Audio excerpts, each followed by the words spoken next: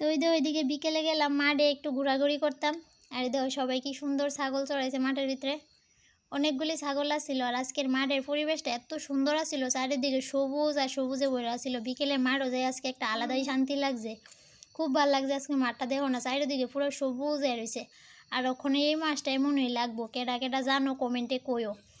খুব ভালো লাগছে আজকের পরিবেশটা। ডেইলি তো বিকেলে যাই, বিকেলে যাই, বৃষ্টি না থাকলে আবুলে মাঠে হাঁটতাম। আর এই দুই দিকের গাছটি আর কয়েকদিন পরে কাশফুল ফুটবো, পুরোটা মাঠ একদম বইরা থেকে কাশফুল। এই সময় এত সুন্দর লাগে, তোমরা আর কয়েকদিন পরে ভিডিও দিব দেখো। এই সবটি গাছে কাশফুল থাকবো, খুব ভালো লাগে এই সময়টা। তো মাঠে যাই আজকে আলাদা একটা শান্তি লাগলো, এত সুন্দর একটা পরিবেশ আসলো, চারিদিকটা সবুজ আর সবুজ আসছিল। এমন তোর পরিবেশে যাই মনেও শান্তি লাগে। তো এনে একটু ঘোরাঘুরি করলাম, মাঠে আরও মানুষ আসিল, তো অন্য আবহাওয়া আসিল, সবাই মিলে একটু হাঁটাহাঁটি করলো। তা আকাশটাও খুব সুন্দর লাগে, আজকে মেঘ টেঘ আসিল না, খুব সুন্দর আকাশের রংটা আসিল।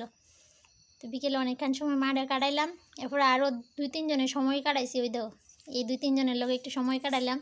তারা একটু আদর করতে গেলাম, আর তারা ঠুস করে সামনেতে সরে গেল গা, যাও একটু ধরতে পারছি। তারপরে একজন করে 3জনই সামনেতে সরে গেল গা। তো বাড়িতে এলাম, আয়া সন্ধ্যা টন্দা দিলাম, দিয়ে এইদিকে টিফিন করুম। টিফিন এমনিতে আমার খাওয়াও না, সন্ধ্যার সময় সকালে আমি টিফিন খাই না, আর চা তো একদমই খাই না। তো দুধরা আসিল দেখে একটু চা বয়াইছি। চা আমার এতটাও পছন্দ না, এতটা গেলে একবারই চা পছন্দ না। আর এদিকে রুটি বাজুম ঘি দিয়া, আর ঘি দিয়ে বলে বাটার দিয়া, তো রুটি বাজুম আর এদিকে চা করুম। আর ওইদিকে রাতের লেগে একটু রান্না বয়ে দিছি, তারপর আবুরে পড়তে বোয়ামু।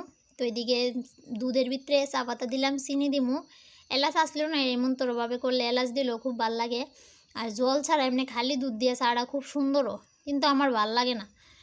চাটা খুব সুন্দর, খুব স্বাদ লাগে খাইতে। আর আমার তো চার প্রতি এতটা আমার কোনো নেশা নাই, মানুষের যে একটা সকাল বিকেল চা খাইতে এমন তোর আমার কোনো নেশাই নাই। তো এদিকে বাটার দিয়ে রুটি বাইজেলামও, আগে থেকে এডিরে কাটটা রাখছিলাম। তো এদিকে চা হয়ে গেছে গা। আর ওইদিকে আবুর লেগে দুধ বয়াইছি, আবু আর আমি এখন টিফিন করুম। আজকে মন চাইলে একটু টিফিন করতাম।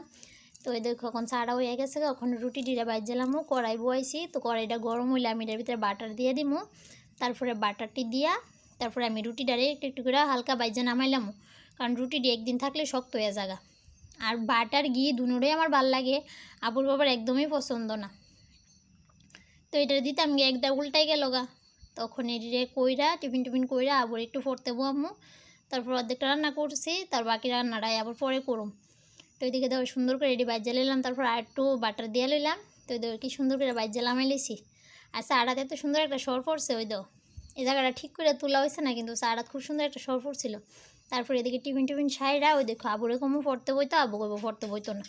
এনে ফ্যানের ভিতরে আইয়া বারে দুষ্টামি করে, বারে সুইচটা দিব অন আর অফ করব, মানে উপরে প্লাগটা খুলে না তাই